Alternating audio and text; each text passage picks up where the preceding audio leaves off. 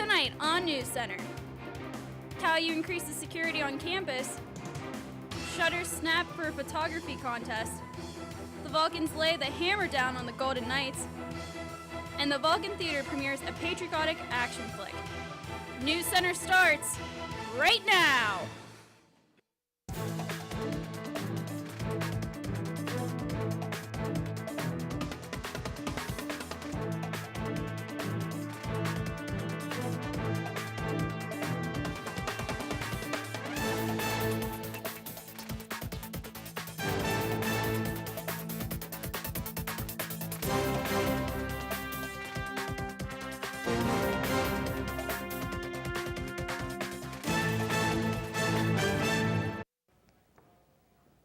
Good evening and welcome to CUTV News Center for the week of October 13th, 2011. I'm Justin Carlo. And I'm Lauren Turosik.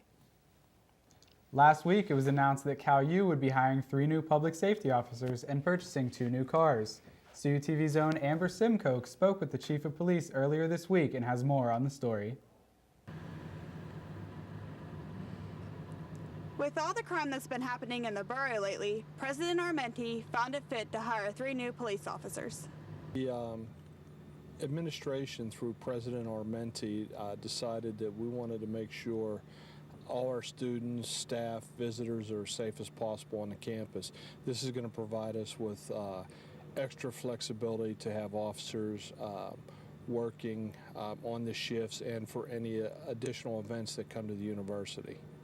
We have to go through the hiring process, and that takes several weeks to go through. At least I would estimate that I'm hoping that we can have the officers on board come the spring semester in January. Well, the amount of crime that's occurred on campus is relatively small to begin with. Although the borough is experiencing some problems right now, we don't want any of the problems that are occurring in the borough to spill onto campus.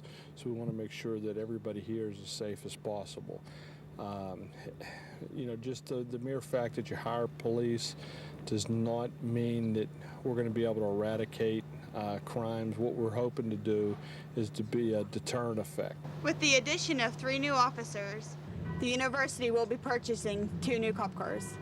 I'm Amber Simcoe reporting for CUTV News Center. 3 California firefighters were injured early Sunday while battling a blaze in Brownsville, Fayette County. Brownsville Fire Chief Clark Seeley said firefighters were called at about 1:38 a.m. to a duplex at 507 Baltimore Street. Tony Simon, who lives at 505 Baltimore on the left side of the duplex, reported the fire in the vacant home when it started to spread to her residence. Because it was a structure fire, Brownsville's mutual aid companies, including California and West Brownsville in Washington County, and South Brownsville and Hiller in Fayette County, also responded. The 3 injured firefighters were fighting the fire from inside a doorway when the right side of the building collapsed. They have all been released from the hospital and are recovering at home. Harrisburg has battled economic woes recently. Harrisburg listed liabilities of $500 million compared with assets of $100 million. The U.S. Bankruptcy Court for the Middle District of Pennsylvania confirmed receiving a physical copy of the Chapter 9 filing.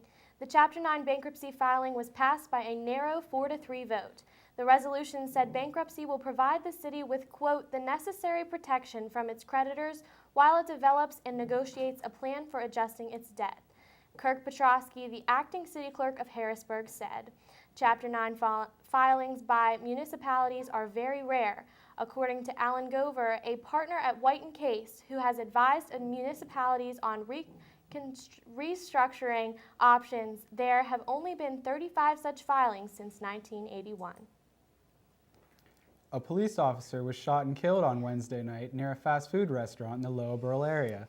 Authorities said the shooting happened near a Dairy Queen where the officer's car was parked. It is assumed that the man believed to be the gunman was also shot and killed, although police at the scene hadn't said whether he was shot by an officer or had shot himself.